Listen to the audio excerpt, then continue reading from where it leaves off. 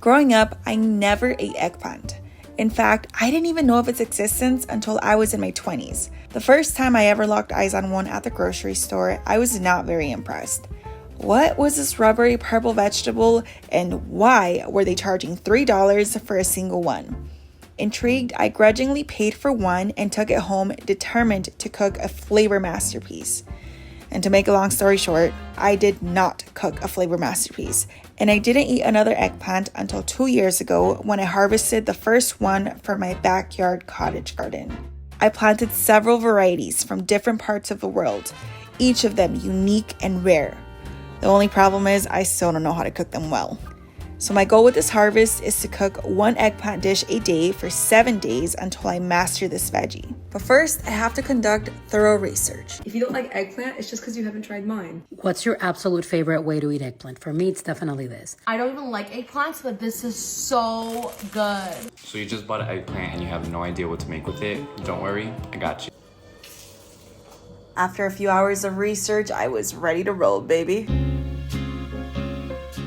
I woke up today surprisingly excited to make braised eggplant for the first eggplant dish of the week. And I say surprisingly because last night I was feeling super stressed out trying to figure out which dish to choose, because in order for this to work for the entire week, we have to start off on a really good foot. Otherwise, my family is absolutely not going to trust any of the rest of the egg dish plants. So first, I washed a few cups of rice until the water ran clear, and then I let that cook while I prep the eggplant. I typically use long grain rice and I cook it in a pot.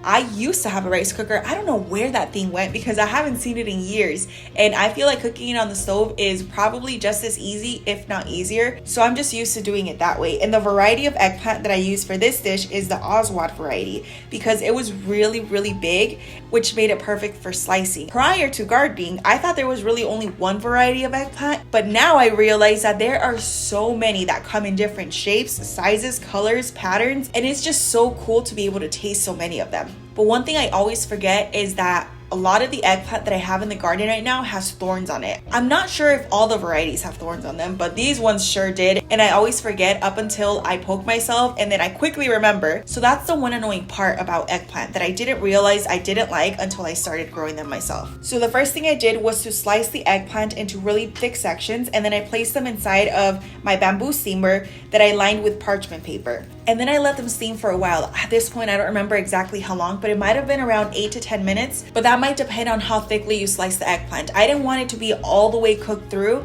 I just wanted it to be softened up a little bit more. And while those steamed, I worked on some mint lemonade. And I decided to make this A, because it was excruciatingly hot outside, and B, because I have so much mint in the garden that I don't know what to do with. This year marks my 3-year gardening anniversary since I started this whole journey. And in those 3 years, I have tried to grow mint from seed, and thankfully I have been very, very unsuccessful. So this year, while I was out grocery shopping, I saw those little containers that you find sometimes of live herbs. And so I picked up one mint container, and then the grasshoppers got to it. So a few weeks later, I picked up another one, assuming that the first one had died off. And I was wrong, because a few weeks later, it just started growing like crazy. And the second mint start also started growing like crazy. So now I have 2 containers full of mint, and I have caught some of it trying to escape and go to seed.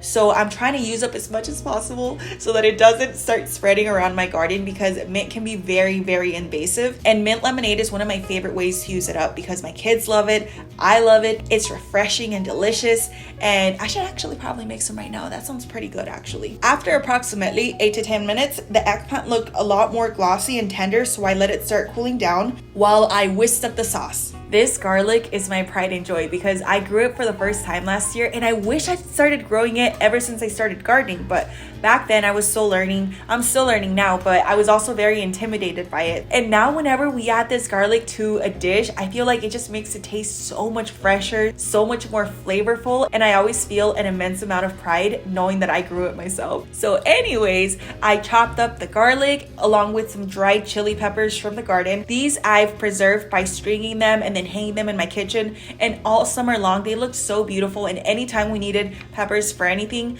we would just go over and plug a couple of them off. Crazy thing is that I don't know what variety they are. They all came from my little pepper tree, and I call it a tree because it's been in the garden now for like over 2 years, and I don't know what variety it is. I bought the start for like $1, and for the longest time it didn't do anything. Hardly grew, barely survived. And once I honed in on my gardening skills, it took off like crazy. And I think at this point it has outlived every single other pepper that I've ever planted in the garden. I also added some honey, tamari, oyster sauce, chili garlic sauce, and sugar. Then I mixed it up and diluted it with water so that I could start reducing with the eggplant. Otherwise it would be too thick, or I felt like the sugar might start to burn, but diluting it a little bit helped to avoid all of that. The videos that I watched online showed the eggplant being scored because that allowed it to lay really, really beautifully over a bed of rice, and it looked so easy. I thought I would be able to get it down my first time around, and boy was I freaking wrong, because the eggplant becomes so tender that you barely have to apply any pressure as you're scoring it. Otherwise it's really easy to just cut through the whole thing, and I did that a couple of times where I thought I was being careful, and next thing I knew my eggplant was cut in half, which wasn't such a big deal, but I just wanted each one of them to be plated beautifully. That way I could impress my husband and my kids. After that, I pan fried it in a cast iron skillet to get a really nice golden color on the flesh. And then I added some chopped garlic and chili a few seconds before pouring in the sauce so that it would make it a little bit more aromatic. But I think this would have worked a lot better if I didn't have so much eggplant in the pan, because with all the eggplant in there, it was really hard to stir those ingredients together. That simmered on medium heat until the eggplant absorbed a really good amount of the sauce, and then the rest of it thickened up. And then it was finally done, and I was ready to plate up a masterpiece, which is way easier said than done. I thought this would be the easiest dish to plate up because it's just rice and the eggplant, and in all the videos they laid it over perfectly, but I had to try over and over and over again. And maybe if I had used a more shallow bowl to form the rice, it would have been easier, but the way that I did it took a few tries, but in the end it was all worth it because the dish was amazing.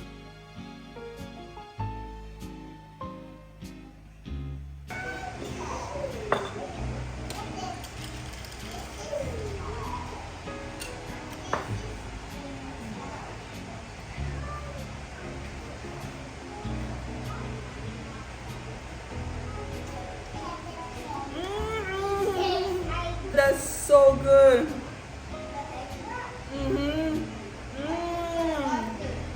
It just melts in your mouth.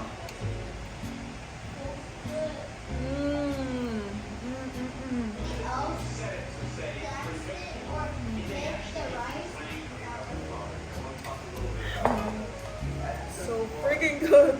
I would rate this dish a 10 out of 10, hands down, without a single doubt in my mind, because it was extremely flavorful. It was sweet, spicy, savory. It melted in my mouth, and I could probably eat it every single day and never get tired of it. I actually want to make it again soon for my sister because I just know she's gonna love it. For the most part, the rest of my family really loved it, except for my daughter, who is really, really picky with food, and she just in general does not like eggplant. And because she knew it was eggplant, she was immediately like, nope, I'm not gonna eat it, I'm not gonna try it. But after some convincing, she admitted that it actually wasn't that bad. It was actually really good, but it's still not one of her top dishes. So I'm hoping that by the end of the week I can find at least one dish that she'll really enjoy, even if it is eggplant.